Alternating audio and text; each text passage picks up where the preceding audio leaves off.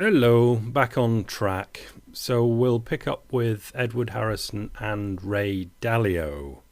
Slightly different link, actually. This is from Ray Dalio's interview with Barron's, the money magazine thing. So Barron's say, "You've called the current phase of the US deleveraging experience beautiful. Explain that, please." So, Ray Dalio.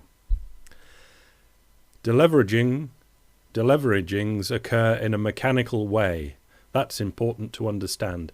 To Ray Dalio, everything works in a mechanical way, which is good because that's the way he tries to describe it to everybody. And if you can follow his mechanical way, you get the understanding. He's good to listen to, because he does break things down into these mechanical ways. There are 3 ways to deleverage. We hear a lot about austerity. In other words, pull in your belt, spend less and reduce debt. But austerity causes less spending, and because when you spend less, somebody earns less, it causes the contraction to feed on itself. Austerity causes more problems. It is deflationary and it is negative for growth. End of the first one. This is the next one. So we've had austerity. Restructuring. Restructuring the debt means creditors get paid less. Restructuring the debt means creditors get paid less. Restructuring means basically, how about I give you 60 whatevers on the 100 whatevers, 60 cents on the dollar. Or get paid over a longer time frame. How about instead of me paying you now, I pay you in 2 years. Or at a lowest interest rate. Or I say I was going to give you 2%, but how about I give you 1%? Somehow a contract is broken in a way that reduces debt.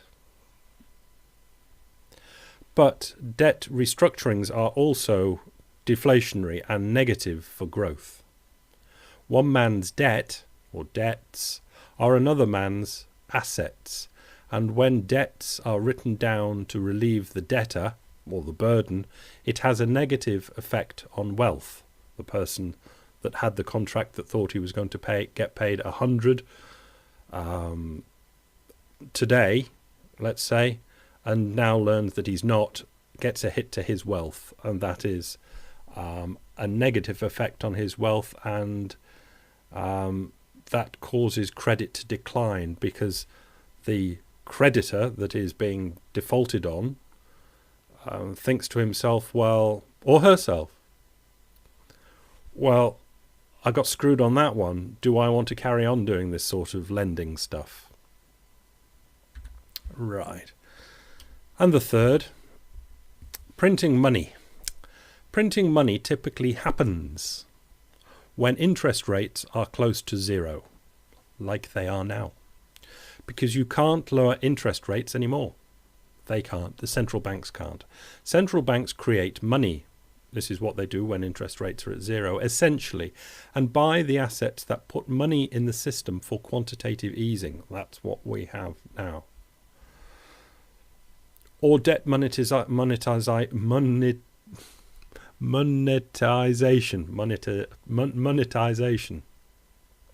That's the helicopter drops that we do not have now.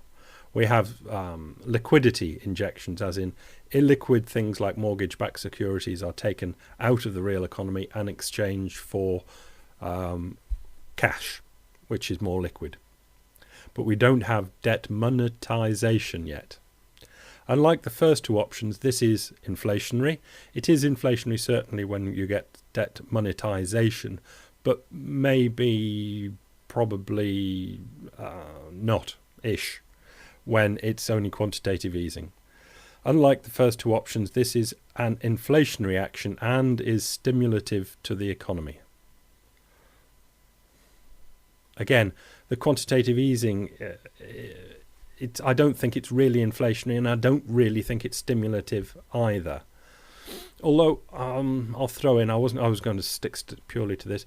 A couple of banks, J.P. Morgan and Wells Fargo, have gone into the mortgage market again quicker than the others. Normally banks only move en masse when they either move together or they don't move at all. But Wells and to a certain extent JP Morgan have gone back into the American mortgage market. And this is probably because JP Morgan's books were in reasonable shape anyway, and it's kind of double or nothing. What's the betting thing for Wells Fargo? They were so deep into the US mortgage market, and they're really probably they were a good bank. They kept things in good order, but it doesn't really matter when the whole market moves against you, like the American housing market did. So they're kind of trying to lead the bank's charge back into the housing market, Wells Fargo. And for the moment, both banks are winning because there is a plateauing at the bottom and maybe even a turning up in the US housing market. So unlike the first two options, this is an inflation reaction and stimulative to the economy. Certainly debt monetization would be. Quantitative easing gives the possibility for being stimulative, I would go so far as to say. So how is any of this beautiful? A beautiful deleveraging balances the three options. That's when it becomes beautiful. In other words, there is a certain amount of austerity, there is a certain amount of debt restructuring, and there is a certain amount of printing of money. When done in the right mix, it isn't dramatic. It doesn't produce too much deflation or too much depression. There is slow growth, but it is positive slow growth. At the same time, ratios of debt to incomes go down or come down. That's a beautiful deleveraging. And at the moment in the United States, no, leave the United Kingdom out of it. In the United States at the moment, it is a kind of beautiful deleveraging.